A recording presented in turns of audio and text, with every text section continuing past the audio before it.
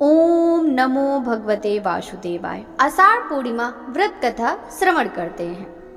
द्वापर युग में एक बार यशोदा जी ने कृष्ण से कहा, हे कृष्ण, तुम सारे संसार के रचयिता तथा पालनहार हो।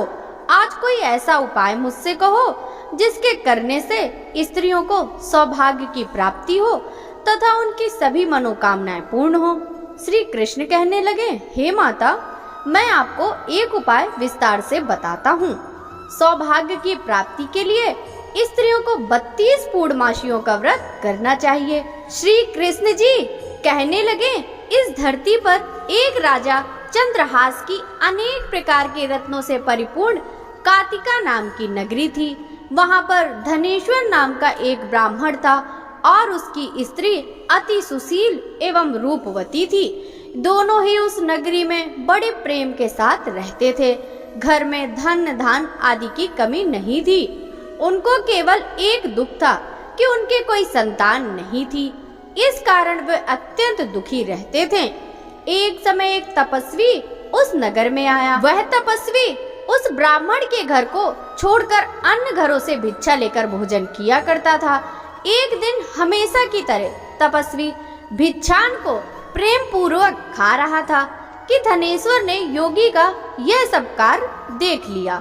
धनेश्वर योगी से बोला, महात्मन, आप सब घरों से भिक्षा लेते हैं परंतु मेरे घर की भिक्षा कभी नहीं लेते, इसका क्या कारण है? योगी ने कहा कि निसंतान के घर की भीख पतितों के अन्न के तुल्य नहीं होती और जो पतितों का अन्न खाता है वह भी पतित हो जाता है।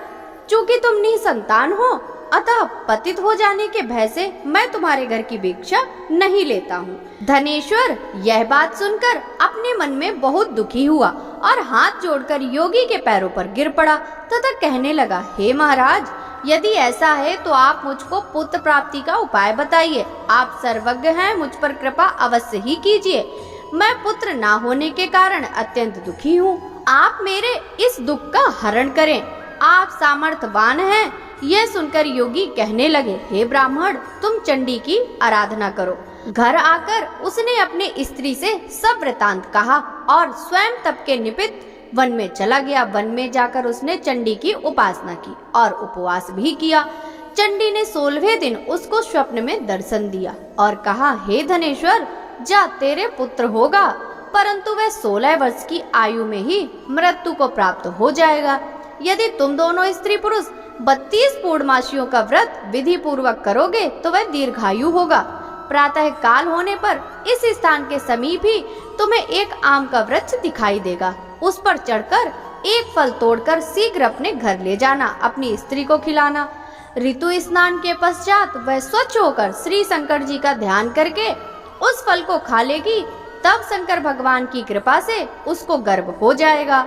जब वह ब्राह्मण प्रातः काल उठा तो उसने उस स्थान के पास ही एक आम का वृक्ष देखा जिस पर एक अत्यंत सुंदर आम का फल लगा हुआ था।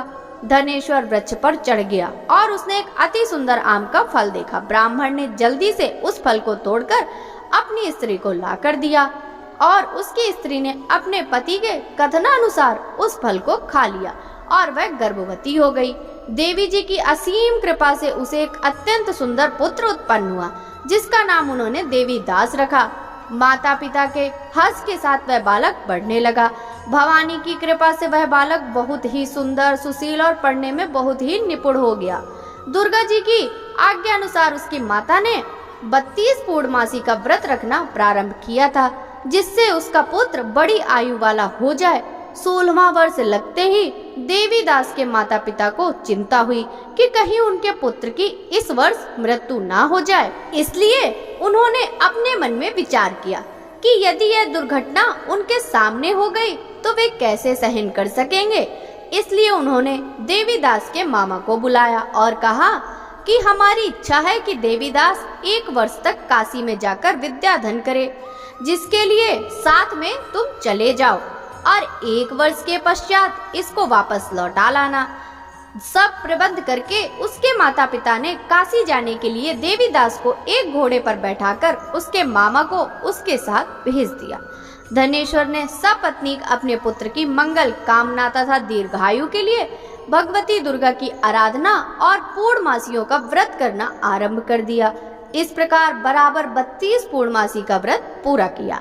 कुछ समय पश्चात मामा और भांजा मार्ग में रात्रि बिताने के लिए किसी ग्राम में ठहरे हुए थे।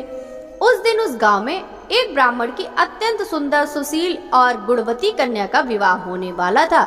जिस धर्मशाला के अंदर वर और उसकी बारात ठहरी हुई थी, उसी धर्मशाला में देवीदास और उसके मामा भी ठहरे हुए थे। संयोगवश कन्या को तेल आदि चढ़ाकर मंडप आदि का कृत्य किया गया तो लग्न के समय वर को धनुर्वात हो गया। अस्तु वर के पिता ने अपने कुटुंबियों से परामर्श करके निश्चय किया कि यह देवीदास मेरे पुत्र जैसा ही सुंदर है, मैं इसके साथ ही लग्न करा दूं और बाद में विवाह के अन्य कार्य मेरे लड़के के साथ हो जाएंगे। ऐसा सोचकर देवीदास के मामा से जाकर बोला कि तुम थोड़ी देर के लिए अपने भांजे को हमें दे दो, जिससे विवाह के लग्न का सब कृत्य सुचारू रूप से हो सके। तब उसका मामा कहने लगा, जो कुछ भी मधुपर्क आदि कन्यादान के समय वर को मिले वह सब हमें दिया जाए, तो मेरा भांजा इस बारात का दूल्हा बन जाएगा। यह बात वर के पिता ने स्वीकार कर लेने पर उसे अपना भांजा वर बनने को भेज दिया और उसके साथ सब विवाह कार्य रात्रि में विधि पूर्वक संपन्न हो गया। पत्नी के साथ वह भोजन न कर सका और अपने मन में सोचने लगा कि ना जाने ये कैसी स्त्री होगी। वह एकांत में इसी सोच में पड़ गया तथा उसकी आंखों में आंसू भी आ गए। तब वधू ने पूछा कि क्या बात है, आप इतने दुखी क्यों हो रहे हैं? तब उसने सब बातें जो वर के पिता व उसके मामा में हुई थी उसको बतला दी। तब कन्या कहने लगी कि यह ब्रह्म विवाह के विपरीत कैसे हो सकता है। देव, ब्राह्मण और अग्नि के सामने ही मैंने आपको ही अपना पति बनाया है, इसलिए आप ही मेरे पति हैं। मैं आपकी ही पत्नी रहूंगी, किसी अन्य की कदापि नहीं। तब देवी दास ने कहा, ऐसा मत करिए, क्योंकि मेरी आयु बहुत ही थोड़ी है। मेरे पश्चात आपकी क्या गति होगी, इन बातों को अच्छी तरह विचार कर लो। परंतु वह दृढ़ विचार वाली थी, बोली कि जो आपकी गति होगी वही मेरी गति होगी। हे स्वामी, आप उठिए और भोजन करिए, आप निश्चय ही भूखे होंगे। इसके बाद देवीदास और उसकी पत्नी दोनों ने भोजन किया तथा शेष रात्रि वे सोते रहे। प्रातः काल देवीदास ने अपनी पत्नी को 3 नंगों से जड़ी हुई एक अंगूठी दी और एक रुमाल दिया और बोला, हे प्रिय, इसे लो और संकेत समझकर स्थिर चित्त हो जाओ। यदि मैं जीवित रहा तो अवश्य वापस आऊंगा, अन्यथा समझ लेना मेरी मृत्यु हो गई। यह समझाकर वह चला गया। प्रातः काल होते ही वहां पर गाजे बाजे बजने लगे और जिस समय विवाह के कार्य समाप्त करने के लिए वर तथा सब बाराती मंडप में आए तो कन्या ने वर को भली प्रकार से देखकर अपने पिता से कहा कि यह मेरा पति नहीं है, मेरा पति वही है जिसके साथ रात्रि में मेरा पाणी ग्रहण हुआ था। इसके साथ मेरा विवाह नहीं हुआ। यदि यह वही है तो बताए कि मैंने इसको क्या दिया। मधुपर्क और कन्यादान के समय जो मैंने भूषण आदि दिए थे उन्हें दिखाए और रात में मैंने क्या गुप्त बातें कही थी वह सब सुनाए। पिता ने उसके कथनानुसार वर को बुलवाया। कन्या की यह सब बातें सुनकर वह कहने लगा कि मैं कुछ नहीं जानता। इसके पश्चात लज्जित होकर वह चला गया और सारी बारात भी अपमानित होकर वहां से लौट गई। इस प्रकार देवीदास काशी चला गया। जब कुछ समय बीत गया तो काल से प्रेरित होकर एक सर्प रात्रि के समय उसके डसने के लिए वहां आया, परंतु व्रत के प्रभाव से उसको न काट पाया, क्योंकि पहले ही उसकी माता ने 32 पूर्णिमा का व्रत रखा था। इसके बाद मध्याह्न के समय स्वयं काल वहां पर आया और उसके शरीर से उसके प्राणों को निकालने का प्रयत्न करने लगा, जिससे वह मूर्छित होकर पृथ्वी पर गिर पड़ा। भगवान जी की कृपा से उसी समय पार्वती जी के साथ श्री शंकर जी वहां पर आ गए। उसको मूर्छित दशा में देखकर पार्वती जी ने भगवान शंकर से प्रार्थना की, हे महाराज, इस बालक की माता ने पहले 32 पूर्णिमा का व्रत पूर्ण कर लिया था, जिसके प्रभाव से इसका मृत्यु दोष कट गया।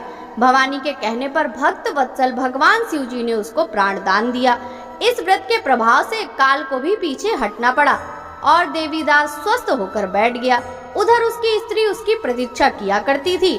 जब 16वां वर्ष बीत गया तो देवीदास भी अपने मामा के साथ काशी से चल दिया। इधर उसके ससुर उसको ढूंढने के लिए अपने घर जाने वाले ही थे कि वह दोनों मामा भांजा वहां पर आ गए। उसको आया देखकर उसका ससुर बड़ी प्रसन्नता के साथ अपने घर में ले आया तथा बाद में खूब धन के साथ अपनी पुत्री को उसके साथ विदा किया। श्री कृष्ण जी कहने लगे, इस प्रकार धनेश्वर 32 पूर्णिमाओं के व्रत के प्रभाव से पुत्रवान हो गया। जो भी स्त्रियां इस व्रत को करती हैं, वे जन्म जन्मांतर से वैधव्य का दुख नहीं भोगती और सदैव सौभाग्यवती रहती हैं। यह मेरा वचन है, इसमें कोई संदेह नहीं है। यह व्रत पुत्र पौत्रों को देने वाला तथा संपूर्ण मनोकामनाओं को पूर्ण करने वाला है।